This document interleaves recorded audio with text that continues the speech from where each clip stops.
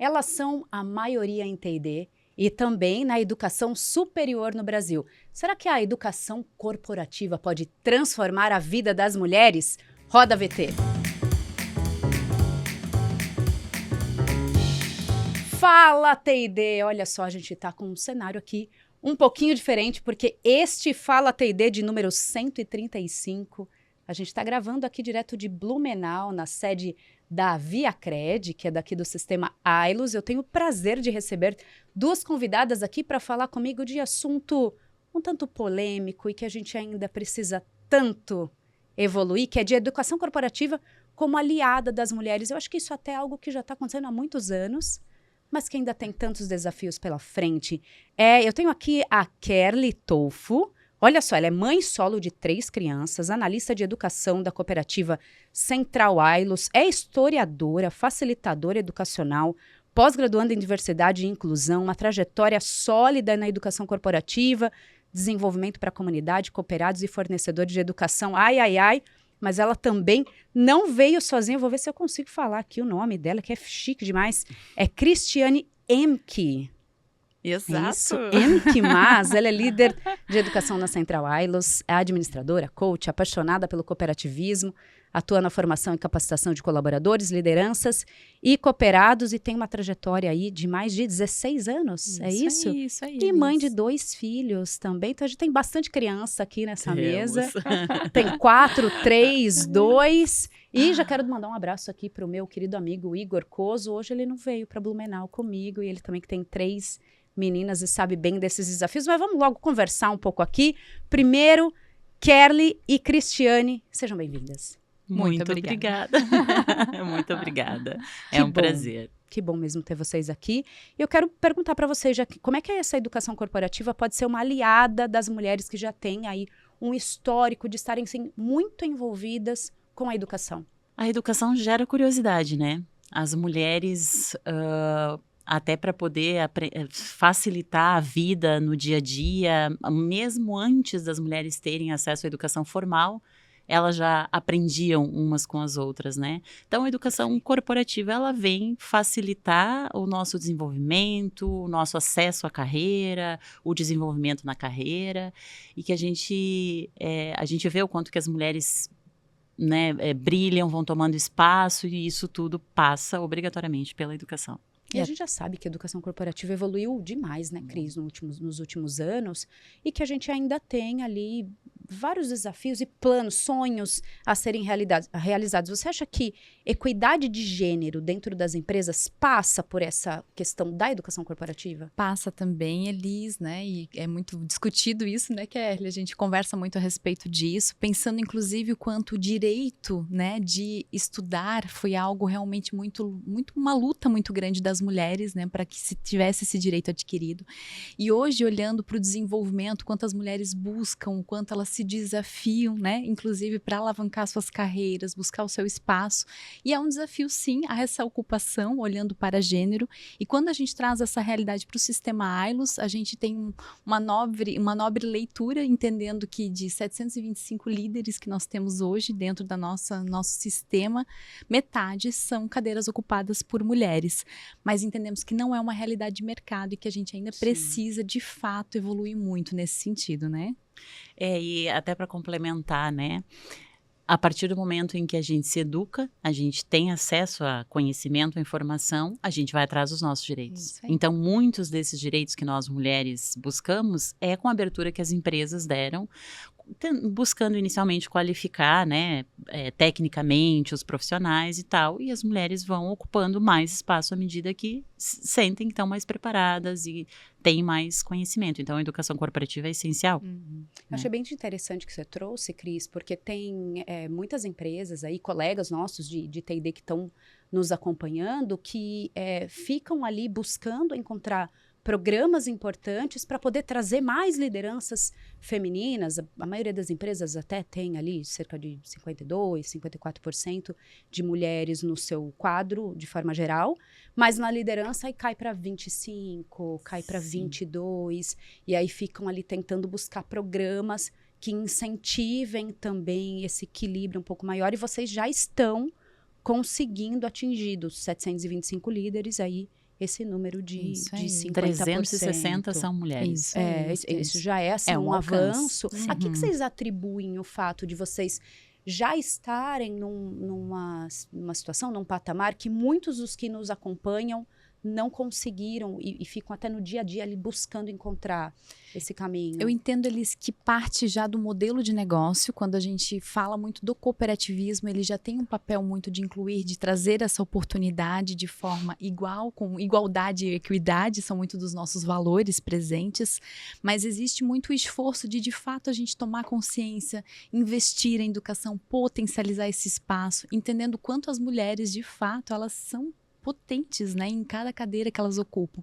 E o quanto a gente pode, de fato, ainda aumentar, apesar de a gente estar com um indicador diferente do mercado, em outras posições, né? Falávamos há pouco em relação a cadeiras de presidência, o quanto nós podemos ainda alcançar outros patamares em termos de oportunidade de gestão feminina. Então, vocês já estão olhando, inclusive, mesmo para esses próximos sonhos. Pode complementar aí, pode falar.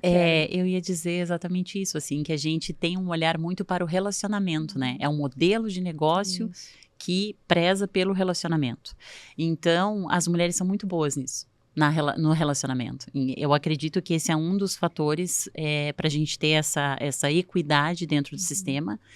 E sim, a gente ainda precisa com relação à presidência, né, esses cargos mais altos, mas até nível de gerência e tal, a gente está num equilíbrio muito legal. E a gente vê isso no sistema acontecer, inclusive mulheres que estão em licença maternidade são promovidas a gerente.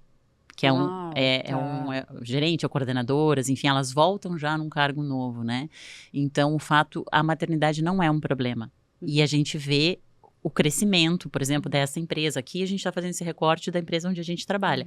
Mas é um dado. Quando as mulheres são valorizadas e respeitadas, mesmo mesmo não, por essa condição, né, de terem filhos, essa empresa cresce.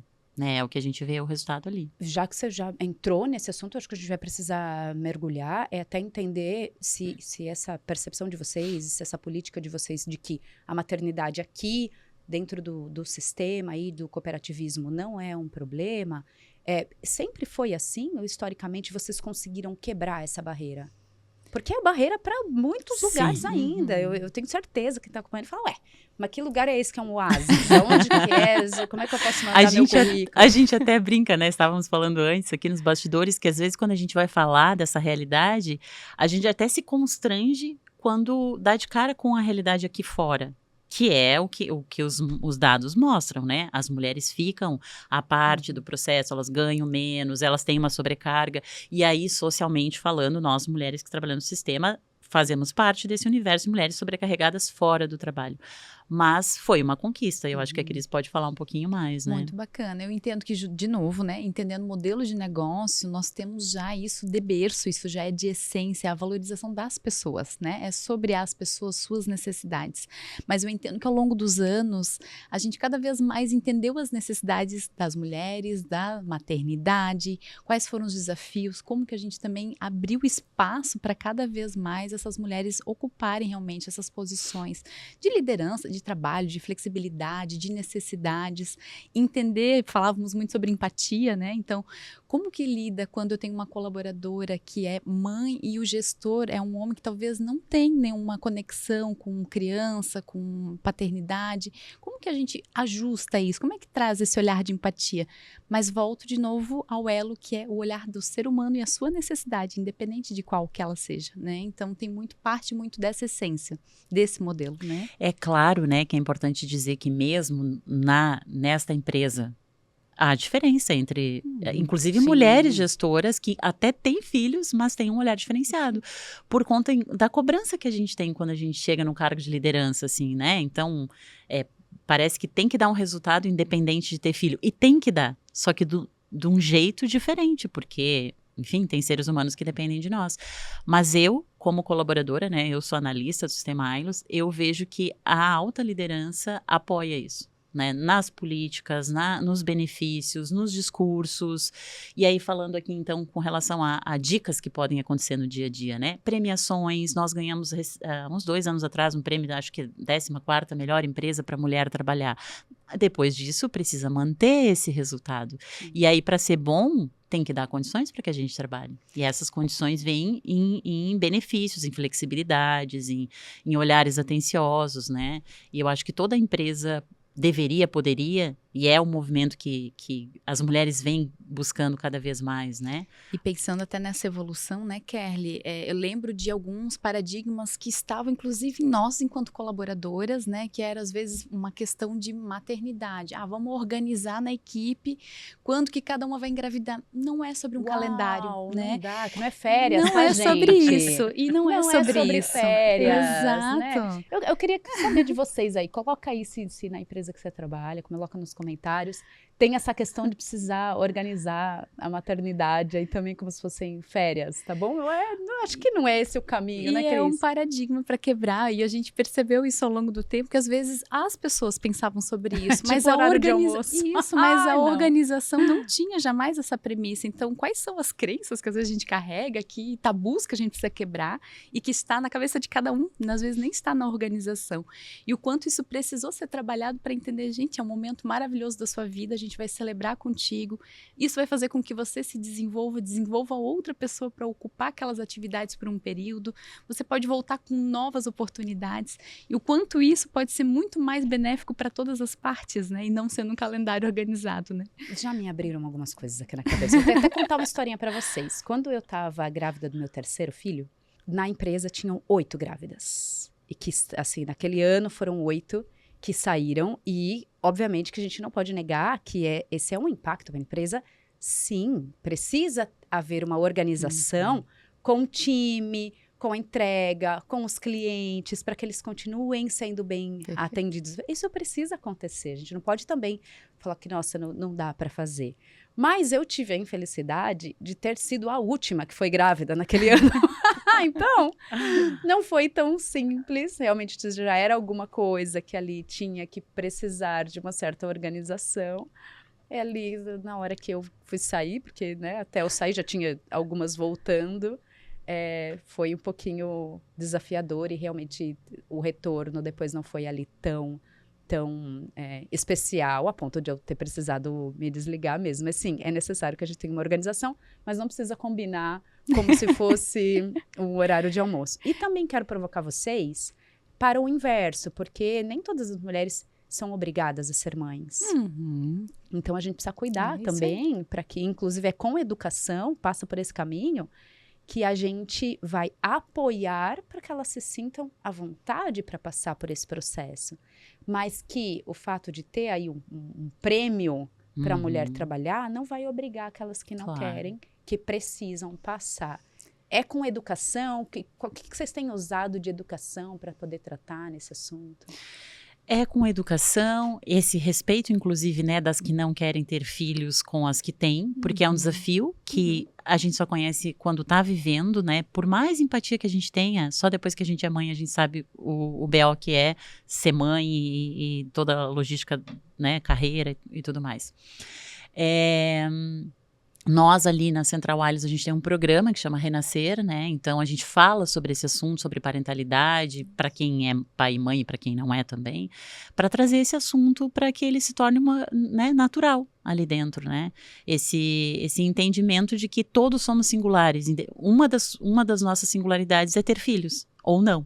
Perfeito. Né? Então, o nosso jeito de trabalhar, uns são mais criativos, outros são mais normativos, enfim, né? Então, eu penso que nesta empresa e tantas outras, né, que a gente tem de exemplos por aí, esse olhar para a individualidade, o quanto a potência de cada um está justamente na diferença. E respeitar de fato essas necessidades. Falávamos também sobre famílias acolhedoras, sobre outras necessidades. E aí volta de novo para qual é a necessidade genuína, né, de cada indivíduo.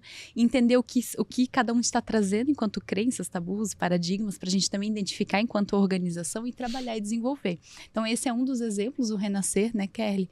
Mas várias práticas realmente reforçam de fato esse comportamento de novo, de qual é a necessidade de cada indivíduo dentro da organização, sendo de maternidade ou não. Né, nesse sentido. Quando uma empresa também começa a se abrir para a diversidade, que é outro assunto, né? Mas aqui a gente está fazendo isso, diferente. E que a mulher também está dentro desse recorte. Do gênero e tudo mais. Quando uma empresa começa a se abrir para a diversidade, ela começa a entender que a diversidade é um desafio, porque é diferente, tem que saber lidar com pessoas diferentes, com perfis diferentes e tudo mais, mas a gente fica mais ampliado, mais criativo. Então, é diferente uma mulher mãe, né, que em geral, né, não é uma realidade de todos também, né, não é porque assim, agora a gente é mãe, a gente é potente, a gente sabe se organizar. Não, às vezes não é um bom profissional, né, também, mas... o que eu vejo muito ali é que essa diferença toda, daquele que é pai, daquela que é mãe, daquele que tem uma deficiência, que tem essa questão racial também e tal, a gente sempre compõe. A gente vê coisas que os outros não estão vendo. Quem é mãe vê coisas que os outros não veem. Quem está num outro lugar da diversidade também enxerga coisas que nós não enxergamos, né? Então, eu penso que a diversidade está nisso também, assim, né? Esse olhar de gênero que essa empresa tem, né? Que a Central Ailus tem, que o Sistema Ailus tem, ele tem ajudado nesse sentido, assim. Eu tenho que trazer mais provocação aqui, porque a gente está no mês da mulher, e é claro que acontecem muitas ações nas empresas para poder colocar luz nesse tema, entender quais são os desafios que a gente ainda precisa enfrentar e alavancar, e são passinhos ali, de pouquinho, mas a gente sabe que a maioria acaba criando um programa, um dia, uma semana, alguma coisa, e é o que acontece para quem está em educação, que pensa isso, todo aquele contingente de 100 colaboradores, 1.000, 5.000, 40, 80 mil, aí só vai lá um pouquinho e só vão as mulheres. E aí, aquele objetivo de educação, ele acaba não cumprindo o papel, porque daí fica só falando entre elas. Vocês vivem isso, pensam ações dentro desse mês da mulher ou ao longo dele? Como é que vocês têm feito para minimizar essa distância e realmente tocar a todos para o assunto? Eu entendo que o primeiro movimento é justamente não limitar o mês de março, nem a um momento de celebração de Dia da Mulher, entendendo que existem vários movimentos que devem acontecer ao longo de todo ano e recorrente, e sempre de novo precisam ser reforçados, né, Elis? Enquanto educação corporativa, eu entendo que é olhar de fato para as necessidades dos públicos que vão ser atendidos, a necessidade daquele grupo de pessoas que vai participar. Quando pensamos, né, em movimentos envolvendo a mulher especificamente, também ajustar as temáticas, flexibilidade às vezes em relação ao horário, ao que nós vamos ter na estrutura à disposição. Falávamos das mães, né, por vezes eu preciso adaptar uma estrutura de programa, porque existe um espaço de amamentação que precisa ser feito. Então, é olhar essas necessidades para, de fato, também conseguir ser atrativa para as diferentes oportunidades que vão se guiar ao longo dessa jornada, né? E eu entendo que, assim, a educação é uma parte essencial, e os benefícios também, estender os benefícios aos homens também, porque daí faz com que eles participem mais da vida desses filhos, né? Porque mesmo ali, né, a gente está falando aqui para um universo de quantas mulheres, né, que devem vivenciar isso. Chega às 5 horas, 5h30, a gente vê um monte de mulher levantando. Elas estão indo buscar os filhos na escola. A gente não vê esse mesmo movimento com os homens. Então, a gente tem licença estendida, paternidade, licença maternidade, esse programa Renascer, né, que provoca os homens também no papel deles ali, né? Eu acredito que passa também, além da educação, educar para entender também que esses são benefícios importantes para a participação parental, né? A gente ainda tem uma sobrecarga, isso é social, mas é o papel da empresa, é um papel social da empresa também fazer essas provocações e possibilitar que esse homem também participe um pouco mais, né, dessa educação, vá buscar o filho na escola, por exemplo, para que a gente possa continuar trabalhando e não ser só a mulher ou, em grande parte, as mulheres, né? E talvez até, então, ok, pensei em 3, 4 ações para o mês de março. Não faça. Dilua e coloque no meio de todos os seus outros programas de educação, os assuntos. Aliás, eu tenho 3 horas de programa, coloca lá 15 minutos, que seria feito lá no mês de março, e vai fazendo com que mais gente tenha esse quórum também, para não ficar ali só separado, só para dizer que a gente chegou nesse mês. Muito bem. Outras barreiras, meninas, que vocês veem assim que as mulheres estão enfrentando para acessar treinamento, educação, capacitação, tem coisas exclusivas?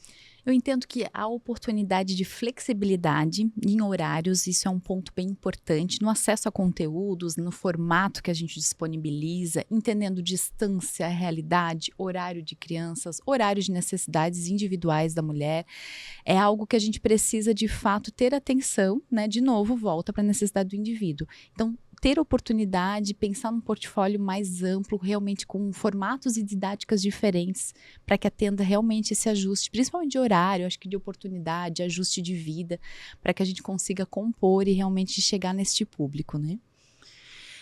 Concordo, né? Eu entendo que não é possível em qualquer negócio ter essa flexibilidade de horário que a gente tem, o trabalho híbrido, o home office e tudo mais, né? Tem desafios em todos os modelos, mas isso ajuda a gente a conseguir ajustar um tempo para poder se dedicar à educação. Benefícios também como auxílio-instrução, né, pagamento de cursos aqui, né, não só auxílio-instrução, graduação, mas, enfim, né, eu já fui muito beneficiada, temos essa política lá, né, de eu quero estudar, então a empresa tem essa contrapartida também, né, para que isso não saia do nosso recurso, né, da nossa renda. Então isso também é bem importante, mas é um desafio. É um desafio porque socialmente ainda a carga maior do cuidado, nos cuidados, eu até trouxe um dado aqui do IBGE, que as mulheres trabalham o dobro de tempo nos cuidados, né? Então, cuidados com a família, filho, marido, casa, os outros familiares, pai, mãe, irmão, se tem alguém doente numa família, é uma mulher que está cuidando, né? Então, a gente tem desafio além do trabalho, né? E é óbvio que as empresas não vão sanar tudo isso. Mas quando elas educam as mulheres, quando elas possibilitam, quando elas pagam também para que as mulheres estudem, os colaboradores em geral, né? Mas nós mulheres, a gente vai conseguindo se desenvolver, ganhando mais e também, especialmente, a gente conseguindo entender os nossos direitos e buscar políticas para isso, né? Porque a empresa não vai conseguir resolver tudo, tem política pública que precisa ser desenvolvida também para que essa sobrecarga diminua, né? E até eu conectaria aqui um pouco do movimento que a gente traz muito no sistema AILOS, que é o olhar do conhecimento formal, do conhecimento compartilhado e do conhecimento prático. E aí muito do papel também da liderança de fomentar essa cultura de aprendizado e, de novo, adaptar de acordo com as realidades. Essa semana, inclusive, eu tive uma situação de uma oportunidade de uma viagem técnica, né, que seria de muita valia em termos de conhecimento. E é muito bacana, né, em conversa com a minha gerente, poxa, eu tenho uma filha pequena, eu amamento, então ficar ausente de casa por uma oportunidade incrível, neste momento não caberia. Mas como é que eu vou beber daquela fonte de conhecimento, ela participando no meu lugar, que vai ter disponibilidade, a gente fazendo trocas, e no segundo momento eu vou poder participar, eu não vou perder a oportunidade. Às vezes acaba sendo um espaço de escolha, se você não for aqui, não vai ter uma segunda chance. Não, agora no meu momento de vida não cabe. Como é que eu organizo e posso realmente ter acesso, manter essa porta aberta e continuar me desenvolvendo com o apoio da gestão. Eu vejo um papel muito importante da liderança também, propiciando isso dentro da cultura das organizações, né? Eu aqui, como depoimento, posso falar Perfeito. que a Cris é minha gestora, né? Ela sabe disso, assim, eu tenho 3 filhos, eu sou mãe solo, eu tenho todas as dificuldades que uma mãe tem e uma mãe sozinha mais ainda, né? De todas as idades, 6, 10 e 20 anos. Quase tudo filho único, né? Quase Isso, tudo filho único. Enfim, voltei várias casas no jogo da vida. 6, Tô 10 brincando e de novo. 20, tá. Eu fui promovida, por exemplo, no ano em que eu mais faltei. No ano em que eu mais faltei por atestado de filho, porque estava doente e tudo mais. Então, foi um grande reconhecimento, porque ela conhece meu potencial. E eu sei do meu potencial também. Agora, acontece que tem um ser humano que depende de ti, tem momentos da vida que tu não tem escolha. E daí, o que uma profissional quer? Eu quero entregar, eu quero trabalhar, me sinto valorizada. Eu consigo reconhecer, não assim, eu vou ficar aqui porque aqui eu posso. Aqui eles cuidam de mim. Não, eu sigo sendo valorizada, reconhecida, mesmo nessas condições. Então, o quanto que um profissional vai querer entregar o melhor numa empresa, se ele tem todo esse cuidado, né? Muitas vezes eu não queria lançar, por exemplo, né? Não, eu vou trabalhar à noite, não queria lançar um atestado. Não, cuida de ti também. Como é que tu tá, Kerly? Como é que tu tá? Cuida de ti também. Nossa, não tem como a gente não se sentir, né, acolhido e valorizado. E ninguém vive essa situação infinitamente, assim. É um período da vida, né? Ou temos situações lá de colegas que têm filhos que têm deficiência, por exemplo, que sempre precisarão de um cuidado maior. Tem uma flexibilidade de horário, tem benefícios estendidos, com valores diferenciados, porque é uma realidade diferente. E são profissionais incríveis, né? Então, eu entendo que quando um profissional é valorizado, ele quer ficar ali, ele quer entregar o melhor, né? É uma estratégia que seja, não assim porque é legal, mas é uma estratégia mesmo para extrair o melhor do profissional. E é bacana quando a gente pensa sobre a necessidade e a possibilidade das empresas, né? Mas essa é uma realidade do sistema cooperativo, de um sistema financeiro, mas uma produção seria diferente. Sempre parte, de novo, do que é a necessidade do indivíduo, né? Se todos os gestores, toda a liderança partir sempre disso, a gente vai encontrar sempre os melhores caminhos. E eu vejo que hoje talvez seja a grande lacuna que a gente precisa desenvolver, inclusive em educação corporativa, de como preparar o líder para que ele seja de fato humano, né? De novo, né? Sim. Volte para aquilo que é nosso já de essência, que é ser humano. Porque nós estamos sempre nos relacionando com pessoas, desenvolvendo pessoas, atendendo clientes que são pessoas, né? Então sempre volta para essa máxima, né? Eu acho bem interessante também, porque você trouxe aqui um depoimento em relação à Cris, que é sua gestora, e quem está acompanhando, nossa, lindo, eu também gostaria de Quero ter. trabalhar com a Cris. Quero trabalhar com a Cris.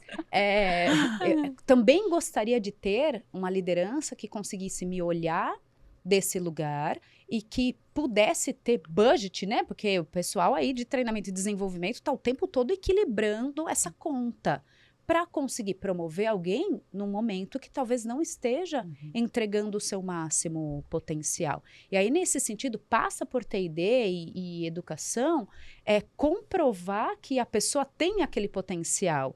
No seu caso aqui, Cris, como é que você conseguia justificar que, sim, para a Kerly, você poderia fazer aquele aporte naquele momento, mesmo que ali ela não estivesse com o melhor desempenho dela? Perfeito. Passa de novo pelo preparo da liderança e entender que a performance eu não posso medir por um momento só pontual. Eu preciso olhar uma jornada de entrega, eu preciso entender quais são os próximos desafios e como é que a pessoa também está encarando e se desenvolvendo e protagonizando isso na carreira dela.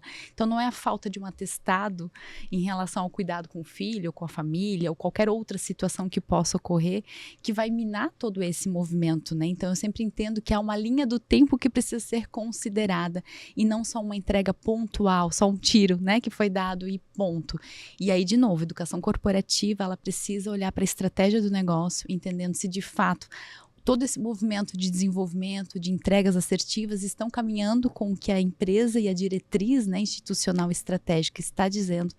E aí sim a liderança tem que ter esse olhar, porque aí a gente consegue justificar todo esse movimento e inclusive empoderar as pessoas para entregas ainda maiores, né? Tá. E tem assim boas práticas. Então, olha, T&D, faça isso que você também vai conseguir promover alguém na licença maternidade, promover alguém que está cuidando talvez de um pai, de uma mãe idoso que também não está podendo estar mais dedicado, mas que aquela promoção também vem. Onde que vocês fazem os momentos ali em educação corporativa para isso acontecer? É bem importante, primeiro, né, conhecer muito a estratégia do negócio, saber realmente quais são os grandes indicadores, quais são os grandes marcos que a organização está em busca, conversas individuais e genuínas com cada colaborador da equipe para, de fato, identificar quais são as potências, quais são as virtudes, todos temos, né? Sim. Entender que nem sempre eu vou ser bom em tudo, mas tem algo que me diferencia e como é que eu dou espaço e luz para aquela virtude ela ser, de fato, potencializada e trazer isso para o melhor da entrega da estratégia da organização. Em linhas simples, eu acho que esse seria o mínimo necessário e que tem um impacto bem importante no resultado. Tem a ver com PDI, tem a ver com feedback estruturado, tem a ver com rotinas de conversa. São rituais, né, Sim, Liz? Assim, com KPIs muito bem claros ali para poder indicar. Trazer, de novo, né, a partir do PDI, o Plano de Desenvolvimento Individual de cada liderado e do líder também, né? Ele também é uma pessoa da organização que está em desenvolvimento, trabalhar fortemente ritos, né, rituais que sustentem. Então, não dá para eu fazer hoje uma conversa de valor com algum colaborador e nunca mais aparecer, né? Então, como é que eu gero uma constância, uma frequência, porque eu vou cada vez identificando e conhecendo mais as necessidades do indivíduo versus as necessidades da organização, porque a conta tem que fechar também, né? Nós precisamos de resultados, os resultados precisam ser efetivos, e aí, de novo, eu gero um comprometimento diferente. A gente sofre uma crise de engajamento, eu diria que talvez esse é o cenário atual, né, das nossas organizações. Quando a gente faz esse movimento genuíno, necessidades específicas, eu trago um pouco do que a Kerly trouxe no seu depoimento. Como é que eu não vou me sentir super engajada, comprometida em querer fazer mais? A empresa também está olhando para mim, eu preciso também fazer essa contrapartida com a organização. Então, eu entendo que é a recorrência também disso para sustentar e tornar sólido esses movimentos. Isso vai pautar a cultura da organização. Se forem movimentos isolados e também só de uma liderança, não vai fazer tanto sentido, né? Exato, né? E também nesses rituais que a Cris falou, né? Feedbacks estruturados, que a gente chama lá de cultivo, por exemplo, com ela, né? A gente sempre dá um reporte do que está acontecendo, ela direciona e a gente sai com compromisso também, né? Não é só sobre a nossa vida pessoal, entendimento sobre esse todo, né? Mas a gente sai com um compromisso, com uma resposta que precisa ser dada no próximo ritual, né? E o que você precisa para se desenvolver? Muita coisa, por exemplo, em vários momentos, né? Eu também estou no sistema Ailos há 15 anos, em vários momentos a gente não tinha ou não tem recursos para investir tanto em educação. Esse ano a gente vai, por exemplo, não vai participar de congressos, ou só algumas pessoas vão, não tem como investir aqui e ali onde a gente gostaria de fazer, né? Mas sempre tem um direcionamento, né? Uma capacitação EAD, nós mesmos, né? Desenvolvemos muitos conteúdos internamente, compramos muito conteúdo internamente, então sempre tem um direcionamento. Se tu for por esse caminho, não tem isso, mas vai por aqui. Esse é o papel da liderança também, né? Mostrar pra gente que tem outras opções, né? Pra gente estudar, pra gente se desenvolver e também cobrar, né? Só que tudo depende do jeito, né? Tem uma neurolinguista que fala que a linguagem é o trato do mundo, né? Como a gente quer tratar o mundo. Então, tem líderes que, no jeito como falam, conseguem te colocar lá no alto, mesmo que esteja te cobrando, né? E às vezes a Cris também faz isso, tá, gente? Quem quer trabalhar com ela também exige bastante. A partir desse episódio, a gente vai ver o que vai acontecer com o banco de currículo. Ela exige bastante, às vezes a gente fala, não, ela não pediu isso. Sim, ela pediu isso. E daí a gente vai lá e cria, né? Nas crises o time também se engaja e cria, porque é uma contrapartida, né? O tempo todo, né? A empresa olhando para nós, a gestão olhando para nós, a gente também dando esse retorno, né? Então, liberdade para dizer, não, vamos por outro caminho, esse daqui não tá legal e tal. Liberdade para criar é muito importante. E só se cria num ambiente de confiança, porque senão um fica segurando pro outro não saber, pra gente poder aparecer e tal. E eu vejo que não só no nosso time, né? É uma empresa perfeita? Óbvio que não, né? Tem vários desafios, mas que a gente tem esse ambiente colaborativo e criativo por conta de poder falar, né, ter essa liberdade, assim, essa confiança. E até, só aproveitando, vai Elis, aproveitar, vamos lá. Já estamos engatando não, você aqui, sabe então que empolgado, seu banco né? de currículos acabou, né? Bombou. Mas assim, até puxando um pouquinho para essa conversa individual do conhecer, né, que a Kerly traz, não é só do pessoal, jamais a gente vai conhecer de novo virtudes, né? E aí numa situação de, tem um baixo investimento, por exemplo, mas eu sei que a Elis tem uma competência de oratória e olhando para toda a bagagem dela, ela é um adulto, quanta coisa ela já trouxe nessa jornada. Aonde que a Elis vai performar demais se eu fizer um movimento? Como que eu posso aproveitar a tua competência que talvez não foi desenvolvida no sistema Ailos? Tu já trouxe de outras experiências profissionais, de vida. Esse é o aprendizado na prática, né, dos 70% que a gente fala tanto. E como é que eu aproveito isso com um recurso interno e aí potencializo inclusive aprendizado de outras pessoas a partir da tua competência e te desenvolvo de novo. A partir do momento que tu está ensinando e compartilhando, tu vais também se desenvolver novamente, né? Então, é um pouco desse olhar também mais atento, né? Eu tenho certeza que quem está acompanhando quer saber assim, mas e nos programas de treinamento deles? Porque tem vários, inúmeros, até porque um pilar aí de vocês é educação. Então, vocês têm vários programas. vocês inserem no meio disso assuntos que são mais femininos para que todos ao redor também passem a ser um pouco mais aliados nos desafios das mulheres? Específicos? Mais para cooperados, na nessa- verdade, tá. para os nossos clientes. E né? acho que vale a pena até Contar vocês um pouquinho. explicarem isso. Uhum, Eu acho que é interessante. Nós temos o mesmo investimento, né? Na mesma proporção que é feito o investimento dentro de casa para os colaboradores, a gente tem também para o nosso público Isso. externo, que são os nossos cooperados e a comunidade, né? Os nossos clientes e e a comunidade. É gratuito. A gente tem uma plataforma, EAD, por exemplo, e vários cursos presenciais que chegam. O ano passado foi 1 milhão. Mais de 1 milhão. Mais de 1 milhão de participações, de pessoas participando. De participações, né? Uma pessoa pode ter ido mais de uma vez. Então, ali sim, a gente tem muita coisa sobre liderança feminina, diversidade, equidade de gênero, muitos conteúdos com relação a isso, muitos conteúdos mesmo, né? Então, a gente leva para as escolas, a gente leva para as empresas. Esse conteúdo também está na nossa plataforma para colaboradores. Também, isso. Só que não é feito um movimento tão grande internamente para fomentar.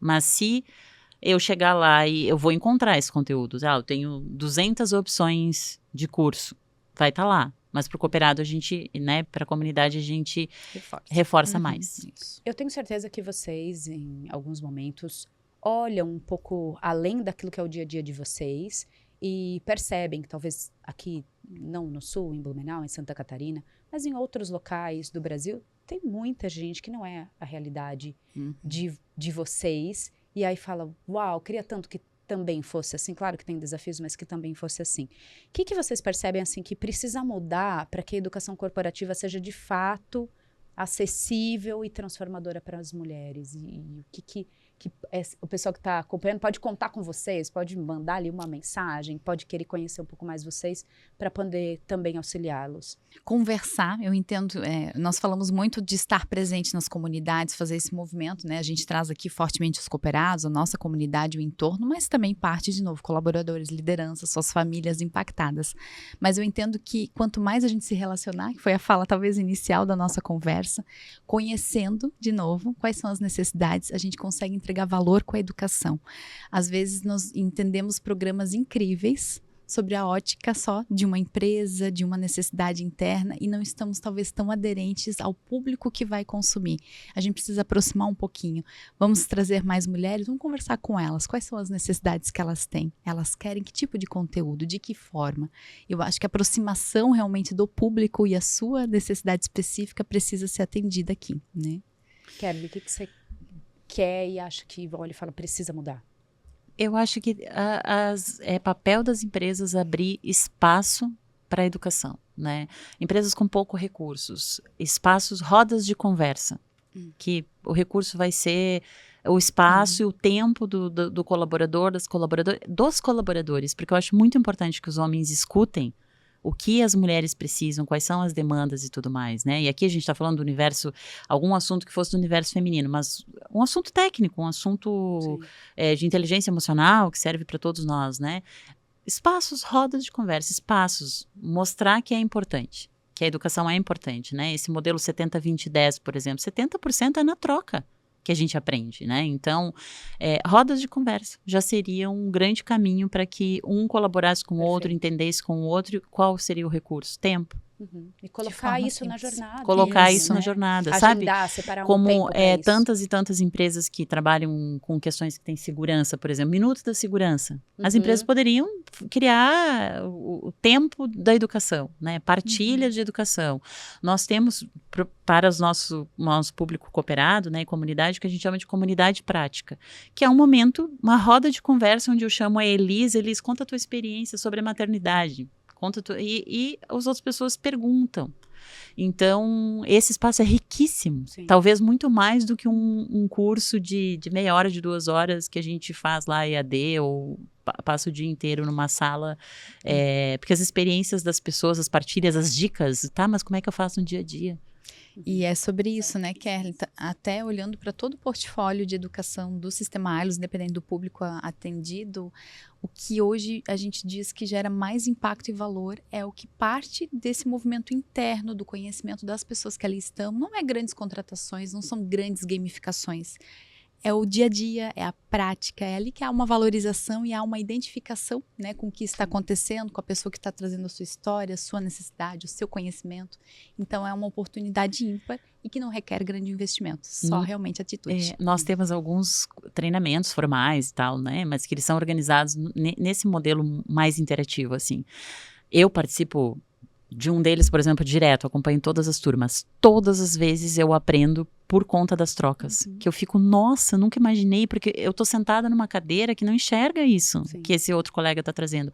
Então, o espaço de troca eu acho que é o primeiro movimento, assim. Um café, um bolinho e as pessoas poderem conversar, ponto. Pergunta simples, né, sobre o que você quer aprender e sobre o que você sabe falar, né? E aí a gente faz um match simples, rápido e super efetivo, né? Então, é sobre isso. Vocês não vão acreditar, mas já passaram-se 40 minutos, a gente está chegando no final e a gente tem aqui um momento T&D, que é o momento Tome Devolve.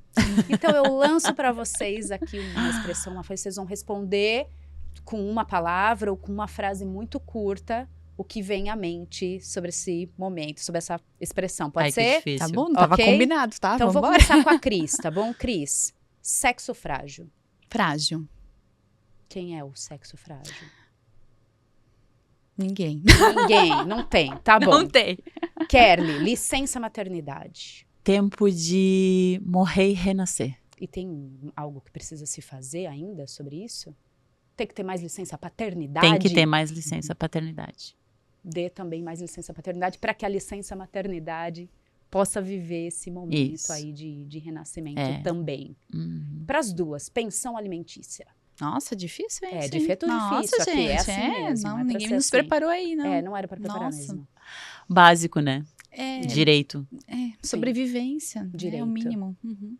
E o que não é óbvio sobre a Kerli? Eu já vi 18 bebês nascerem. 18 bebês? Sim. Conta um desse rapidinho. Eu fui doula, né, durante algum tempo, então acompanhava mulheres nos partos, acompanhei o parto de uma colega, né, o último foi o ano passado, ou retrasado, de uma colega minha. E foi muito lindo, inclusive, porque ela tem uma deficiência auditiva, e daí na hora que ela entrou na partolândia, ela tirou o aparelho dela e ninguém mais conseguia chegar lá, né? Era só ela e o bebê. Então, isso não é óbvio sobre mim. E eu aprendo muito com essa potência das mulheres e dos homens também, né? Quando estão ali, quando participam, quando vem essa chegada na vida. E até é importante dizer, eu gosto também muito desse assunto, é que parto precisa ser algo também abraçado pelo universo masculino, porque é sobre como o ser humano vem chega ao mundo. Chega à vida. Por que tem que ser um assunto que fica ali das mulheres, né? O que não é óbvio sobre a Cris? Dançarina. Danço de tudo um pouco. Gosto muito de aprender sobre dança, praticar dança, ensinar sobre dança. Que é outra coisa também que o universo masculino precisa se envolver mais. Muito bem, como que as pessoas encontram vocês? Muito bem. Aonde? Para mandar o currículo? Gup Ailos. Criei um problema. Página da Gup Ailos. Brincadeira, né, tá gente? Bom. LinkedIn, então, Cris Emke Mas, né? Então, Emke, que é EHMKE, sobrenomes bem fáceis da região. Tá. Isso. É tipo senha de internet. É tipo bom. Isso, EHMKE, né? E também no Instagram também. Podemos deixar o nosso contato à disposição. Tá? E a Kerli, como que podem conversar, abrir essa roda de conversa com você? Me encontram no LinkedIn também. Kerli Tolf, lá no LinkedIn. Obrigada, meninas. Obrigada também. Estaremos Fala T&D especial ainda nesse mês de março, número 135. Muito bem. Obrigada mesmo. Agradecemos Obrigada. também. E olha só, aqui mais um que a gente falou de um universo feminino, mas que é para homens, para mulheres, para todos mesmo poderem, de verdade, falar sobre as relações humanas. A gente tem uma revolução para fazer, a gente não vai fazer isso sozinho, tá bom? Fica aí que tem mais episódio. Um abraço, até. Tchau, tchau. Até.